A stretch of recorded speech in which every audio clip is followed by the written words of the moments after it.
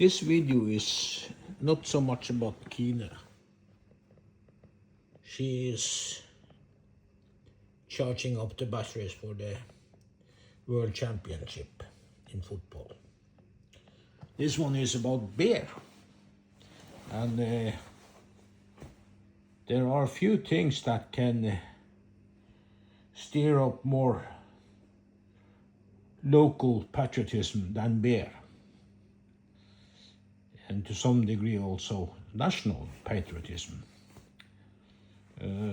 They did a questionnaire some years ago in various European nations and in what kind of product they associate with their country.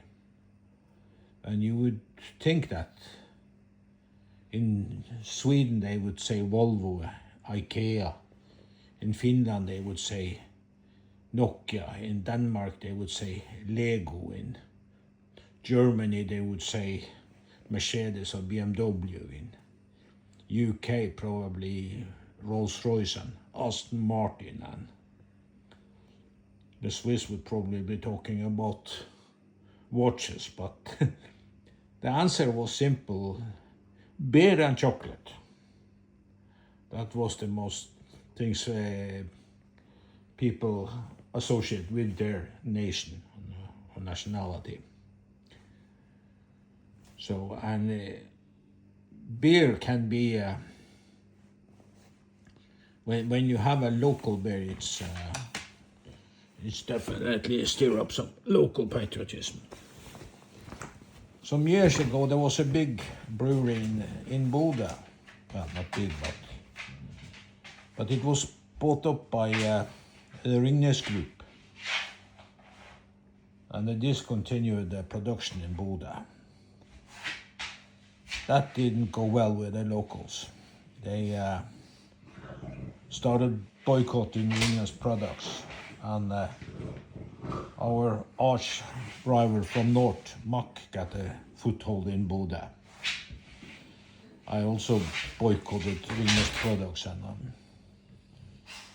still doesn't buy that Pilsner they sell, even though it's not bad, but that's still boycotting, and that's 30, 40 years I've been doing that. God knows how much money the Ringnes Group have lost on their decision. Anyway, a new brewery came along a few years back. They call themselves Bodin, which is an older name for the area.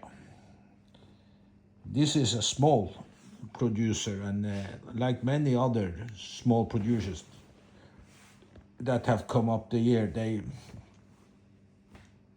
have been quite creative with the names. I don't know how many small brewers there are in Norway now, but there are a lot. And some names are more creative than the other. So Bodin, as they are called, they have a number. They call it up after places around here, mostly. So this one is Saltstrøm. That's where we live. It's a season, and it's good. This one is tied to our local football team, Bodø/Glimt. And this one is a brand new one.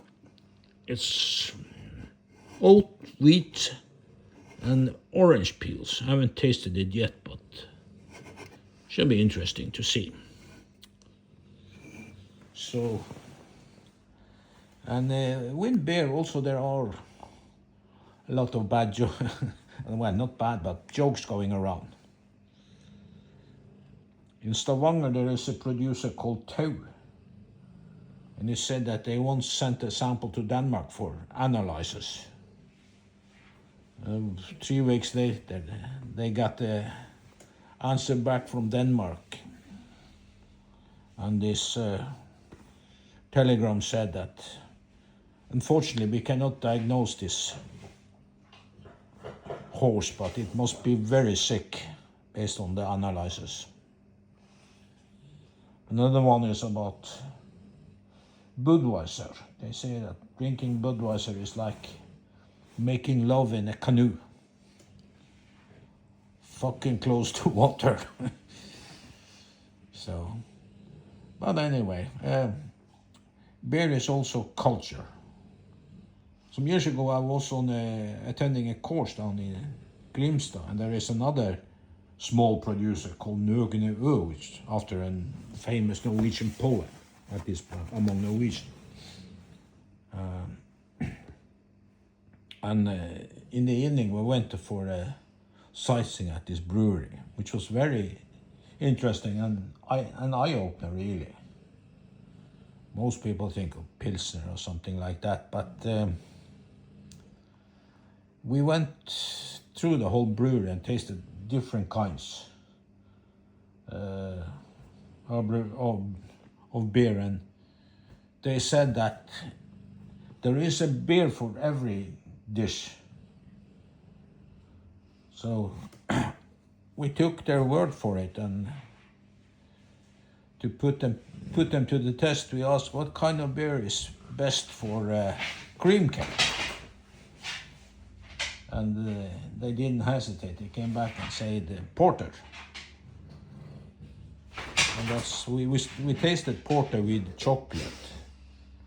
Then we tasted some German sausage beer, or meant for German sausages. We tasted some pale ale, first with cheese, type Gouda, and then we added a dash of Dijon mustard on it, and the beer changed character completely. They also had a batch of some coffee or breakfast beer. They brewed for a hotel in Denmark, and they had added some coffee into it. The difference between the small breweries and the big ones is that the big ones, when the beer is finished, it's dead, and they add CO2 to it to make it bubble.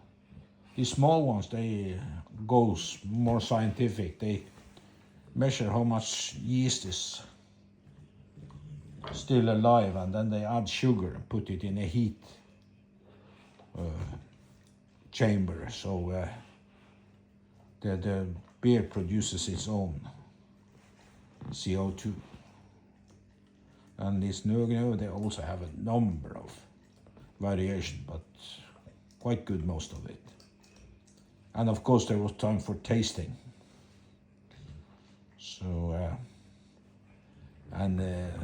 one of the things we tasted was a batch of a beer that sold for $42 a bottle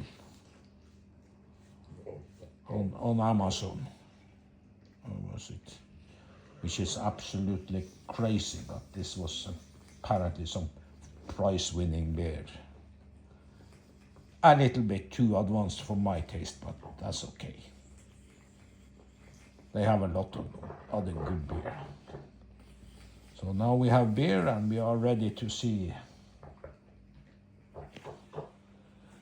Mexico, Shakira, and